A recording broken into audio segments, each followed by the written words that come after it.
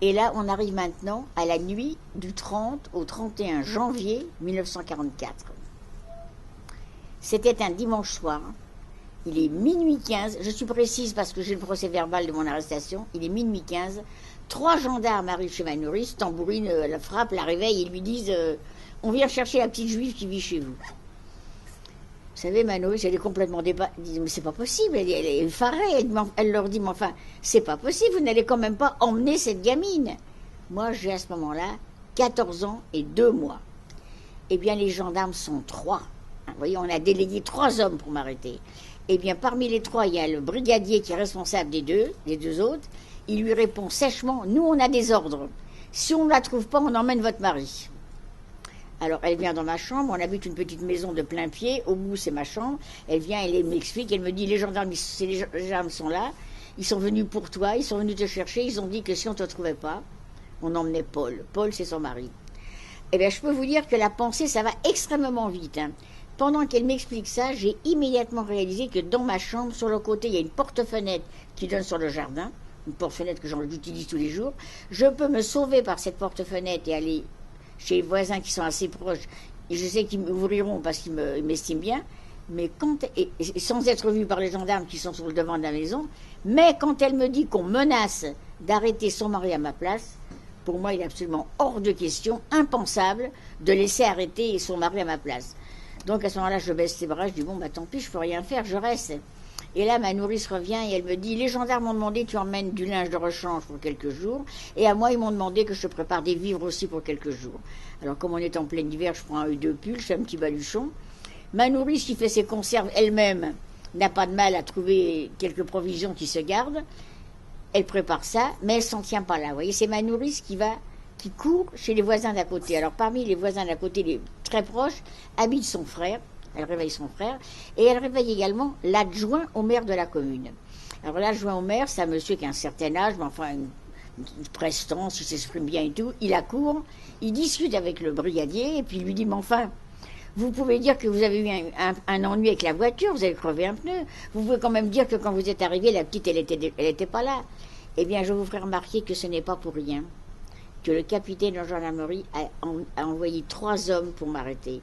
On a toujours pensé que s'ils avaient été que 2, ils se seraient laissés convaincre, mais comme ils étaient 3, l'un a dû avoir peur de l'autre, ils n'ont rien voulu savoir, et ils m'ont embarqué. Malgré les supplications de ma nourrice et celles de l'adjoint au maire, ils m'embarquent. Alors ils m'embarquent dans la voiture dans laquelle ils étaient venus, c'était des tractions avant de couleur noire, la police circulait dans des voitures comme ça, et ils m'emmènent où? Ils m'emmènent à la gendarmerie dont ils dépendent, à Mel, à 8 km du village. Et là, il est déjà tard, les tractations ont duré longtemps, la nuit est avancée, il est déjà tard. Et bien on arrive à la gendarmerie, le capitaine de gendarmerie, il est là, il est debout, il est là, il est en haut des marches du perron, il attend. Vous voyez, il a lancé un ordre de mission, il veut savoir si ça réussit. Et le capitaine me fait entrer dans son bureau, me fait asseoir, et là, il commence à me cuisiner pour connaître l'adresse de mon père. Hein.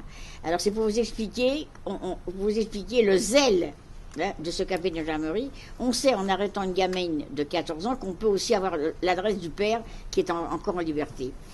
Écoutez, à 14 ans, on n'est quand même pas des bébés, vous le savez. Il n'est pas question de donner l'adresse de mon père. Moi, je dis que j'ai pas de nouvelles de mon père. Je ne sais pas où il est. Alors, il insiste, mais enfin, quand même, ton père, il t'écrit.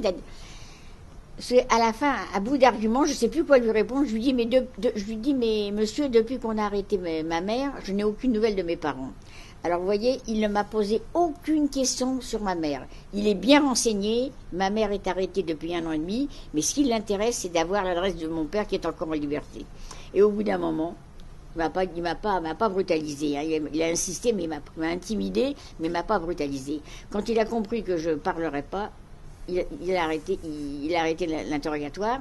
Et là, ces mêmes gendarmes, tous les 3, m'ont repris dans leur voiture et m'ont emmené dans la ville principale des Deux-Sèvres, à Niort, dans une sorte de dépôt qu'on avait organisé cette nuit-là pour parquer les gens qui avaient été arrêtés dans la région. Alors j'ai su après que nous étions 58 personnes, plus de femmes que d'hommes et pas mal d'enfants. Et là, nous sommes restés dans ce dépôt pendant 2 jours. On a dormi sur les lits de camp, hein. On est resté là pendant 2 jours. Et 2 jours plus tard, alors ces 58 personnes ont été escortées par 20 gendarmes, dont 2 gradés. Hein. Vous voyez que pour s'évader, ça aurait été difficile. Et ils nous emmènent à pied à la gare SNCF de Niort. On a marché très peu, c'était très près de la gare. Et là, on nous fait prendre un train de nuit, et on voyage toute la nuit, et on arrive le lendemain matin à Paris. Arrivé le lendemain matin à Paris, on nous fait monter dans les vieux autobus qu'il y avait à l'époque, les autobus avec les grandes plateformes, et nous sommes conduits au camp de Drancy. Il y a peut-être des élèves qui ont entendu parler du camp de Drancy. Alors le camp de Drancy, qu'est-ce que c'était? C'était un camp d'internement situé dans la banlieue nord de Paris, la très proche banlieue de Paris, mais c'était surtout un camp de rassemblement. Pourquoi? Parce qu'on dirigeait, on expédiait à Drancy toutes les personnes juives arrêtées dans n'importe quelle région de France. Elles étaient acheminées sur Drancy, et c'est d'une petite commune à côté de Drancy que partaient les convois pour Auschwitz. Alors donc, on arrive donc le lendemain matin à Drancy. Moi, j'étais assez impressionnée parce que le camp de Drancy existe toujours. Il a été transformé maintenant en HLM. C'est quand même des grands bâtiments. Moi, je venais de la campagne, j'étais habituée aux petites maisons. Puis c'était très impressionnant. Il y avait du monde, beaucoup de monde qui courait dans tous les sens. J'étais assez impressionnée par ces grands immeubles. Et dès le lendemain matin, nous sommes, le groupe qui venions de Niort, nous sommes convoqués au secrétariat pour vérification d'identité. Alors moi, je présente ma carte d'alimentation que m'avait donnée ma nourrice. Alors vous savez, les cartes d'alimentation, c'est un petit bout de carton, sans photo. Hein. Et là, on me dit, non, ta carte d'identité, il faut. Alors je réponds, moi, j'ai pas de carte d'identité, j'ai pas 16 ans, je suis pas obligée d'avoir une carte d'identité, j'en ai pas. La carte était effectivement obligatoire à 16 ans, mais comme j'en avais aucune utilité, moi, j'avais pas de carte d'identité. Alors on commence à me titiller, à m'embêter. Comment, t'as pas de carte? Pourquoi on m'embête? Parce que je fais plus que mon âge. Alors, pourquoi je fais plus que mon âge? En quelques mots, je vais vous l'expliquer. Parce que la dernière fois que j'avais vu ma mère, c'était 3 mois avant qu'elle soit arrêtée. Ma mère est arrêtée en juillet, et 3 mois avant, c'est Pâques. Et pendant les vacances scolaires de Pâques, mes parents avaient souhaité que pour une fois, ça soit moi qui aille à Paris, plutôt que ce soit l'un d'eux qui vienne. Et il avait trouvé quelqu'un pour m'emmener, me faire venir à Paris, pour passe les fêtes de Pâques tous les 4. Et à ce moment-là, j'avais donc 12 ans et demi, comme je vous ai dit. Et ma mère m'avait dit, mais t'es une grande fille maintenant. Je trouve que tes petites bouclettes, là, ça fait bébé. Et ma mère me dit, je vais te peigner à la mode. Et je ne sais pas pourquoi. Je n'ai jamais su pourquoi. Ma mère m'a emmenée chez sa coiffeuse et m'a fait la coiffure que coiffaient les femmes pendant la guerre, que portaient les femmes pendant la guerre. C'est-à-dire, j'ai les photos, ceux qui veulent, je leur montrerai. C'est-à-dire les cheveux en hauteur. Alors à 12 ans et demi, les cheveux en hauteur comme ça, j'en paraissais 14.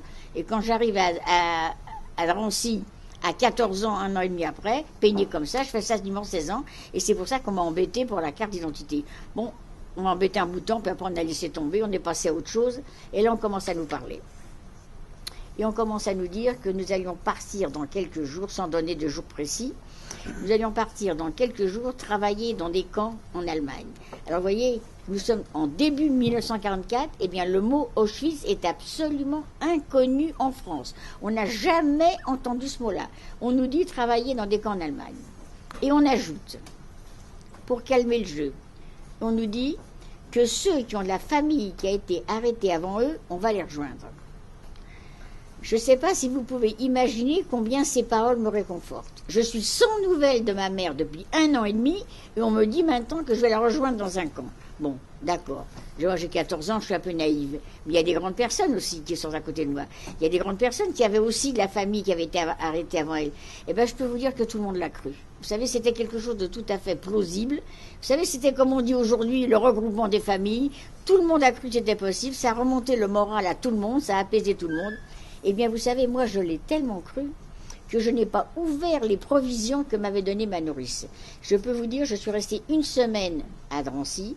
La nourriture était déjà très mauvaise et insuffisante, mais moi, je me suis dit, maman, ça fait 1 an et demi qu'elle est dans un camp, elle sera contente d'avoir des bonnes choses de la campagne, et j'ai gardé précieusement mes vivres sans les entamer. Et je reste, comme je vous dis, 1 semaine à Auschwitz, à Drancy.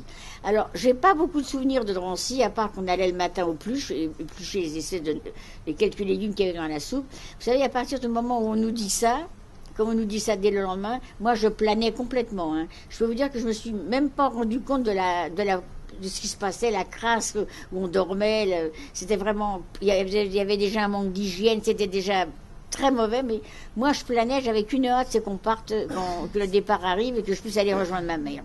Et ça arrive. Et le 9 février, on nous dit demain matin vous allez être déportés, et là, c'était la coutume.